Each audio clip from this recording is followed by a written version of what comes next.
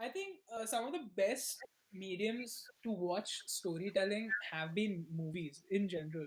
Like, I think, have you? Okay, here's a question: have you seen the movie 1917 by any No, chance? no, I haven't. What's it like? What's it about? So okay, so that movie is basically based around the World War, during the World War One more specifically.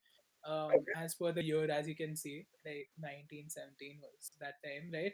And it's all about these two people or two soldiers in the British army who were fighting in the on the front lines, and what their camp, their establishment was like they had stopped somewhere for to take rest, and there were other like basically battalions that were ahead fighting on the front lines, and they were at different checkpoints throughout the like say, a country in France specifically.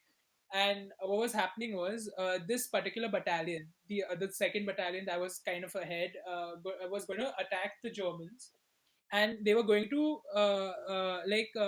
basically they were chasing this German battalion that had started retreating.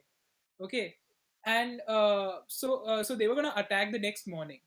And what happens is the British intelligence gets word of Germans were actually retreating on purpose because they they were basically like wanting these British battalions to attack so that they can kind of counter them easily, and they had set up traps for them. It was completely like a setup and a trap by the Germans. Hmm. And so what happened was, at the time they didn't have any like radio communications to easily communicate these messages to the others, right?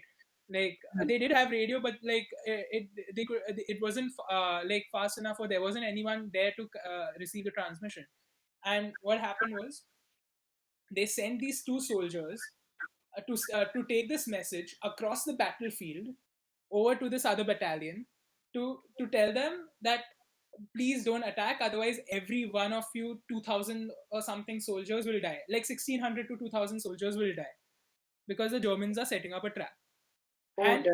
it's a very simple story of like these two soldiers going from this point A to point B, but the way it is told is so amazing. It's so beautiful, because first of all, one of the best things that the story does is, it in a way it's a continuous shot. Like the way it's shot makes it seem like there were no cuts in the movie. Like you're genuinely like the third soldier within the battlefield following these two, and you're always either behind or in front of him, and you never cut to a different camera. You're just that one camera looking at these two, following them, for running behind them, running away from bullets, Oh, or so going it's to just this like house, Sheeples, yeah? just like It's just like Sheeples, because the person listening to becomes like the third friend who's been spoken to. Oh, definitely, right? Yeah. Like this is, I think this movie also just came out recently in like 2019, Nice. and it was also nominated for the Oscars. So because of its and it actually won for its cinematography, because it was such a beautifully shot movie. And the lighting and the setting and everything was such a well done setup for that movie. It genuinely put you in that atmosphere. You were feeling what they were feeling all the time. You wanted them to get the message there. Basically, you were on that mission. And each shot that they took, right? Like basically there was this scene, for the people who've seen 1917, or for the sheeples who've seen 1917, will know this. Like when this one soldier reaches this town, this French town, where it's night, okay, and basically the only lighting is people trying to burn the town. Like these German soldiers are setting fire to this French town, and they are basically bursting shells and all those things, and you can see like the light from that shell like coming up, and it's just that's what's lighting up the whole set. So in every 2 seconds you'll see like sudden flares of light, and then it becomes dark again. And the whole basically setup is so beautiful that it makes it seem like you're in a complete desolate town that has been ravaged by that has been like completely torn by this war. Like everything is gone. The whole town is destroyed, and you really get the feeling of like there is an urgency for these soldiers to take this message, because like this town, that other battalion genuinely won't survive. They will Hmm. be a casualty of war. And you see this one soldier like try to go, be hide from these German soldiers, and be able to take this message and kind of be able to complete his mission, and you're there supporting him with him throughout the whole thing, right?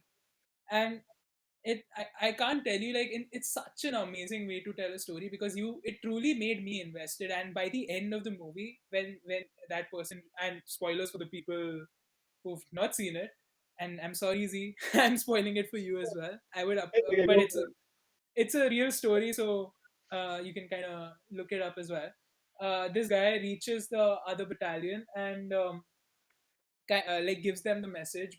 The whole that moment of gratification, and that moment of like success feels so great, because you are completely like overtaken by the fact that you were able to succeed in that mission, and it feels like you've done. That's how immersed that movie gets you. Like it's that good. And I think that's why I think movies do such a good job in telling a story. Like, what do you think? Like, do you think any movie that comes to your head, where you can think of like the Well, story has really I got don't into think you? I can say Harry Potter enough, but I think if I had to cite something apart from Harry Potter, something that sort of struck me even before Harry Potter came in was Mhm. this series of books called Goosebumps. Oh And my god, yes. yeah, I Yes. remember they used to be in my school library, and my parents had absolutely forbidden me to like, rent it out. They're like, there are so many other educational books. Why would you pick up this piece of garbage? And oh my God, it was completely the opposite of that. Goosebumps was just Yeah. thrilling. It was ghost stories, and I think for a kid, it was really eye-opening because Goosebumps stories never ended positively. Like Hmm. the structure of the story always was that it starts with the premise, and things get fucked up, and then they get Hmm. solved, and in the last page, things again start to get fucked up, and you're like, whoa, wait, what? Whoa! It's basically So life. yeah, right, Like, right. things always get I fucked have up. this weird case of what is that feeling you get when you know something has happened before? Deja vu. Deja vu, yeah. Yeah, I'm like, wait, is this real life? Is this no? But yeah, Is this the real life? Is what? Wait, this just what? fantasy? What song is that? Caught in a landslide. You don't know this? No. Come on, Bohemian Rhapsody by Queen. Oh, okay, okay. Wait, no, no, wait. Escape from reality. You know I'm this just song. a little boy. Okay. Yeah. No, it's okay, man. Yeah, yeah, Let's go on. You talk yeah. about Goosebumps. Let's not lose listenership here because Yeah. I don't know my Bohemian Rhapsody. But yeah, Goosebumps, man. the Goosebumps. goosebumps really touched man. It literally did give me goosebumps, and Hmm. I think Arnstein is a brilliant author for doing the kind of Yeah, storytelling yeah, I that agree. he's done. It's just amazing.